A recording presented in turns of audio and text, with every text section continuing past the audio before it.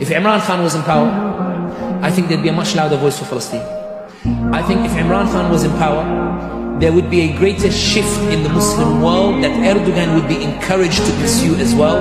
So would Malaysia and the like. I think that Imran Khan in those 3 years showed what the potential huge change can happen in the Muslim world. That's why I believe he was toppled. But more than anything else, it's not just about Imran Khan. What we're seeing in Pakistan is a revolution by the people to push back against an establishment, to say to them absolutely clear, Pakistan was not supposed to serve an establishment, it was supposed to serve the Pakistani people. And for those who say, Sami, but all this is Pakistan, what does it have to do with me? Ibadallah, I'm proof of it. I'm an Arab. The reason I know so much of what's happening in Pakistan, including the fact they kidnapped a guy called Osman Dar for 20 days. And then he pops up after 20 days on TV and says, Imran Khan told me to go burn military installations. So like clumsy the way they did it. Why does an Arab know this?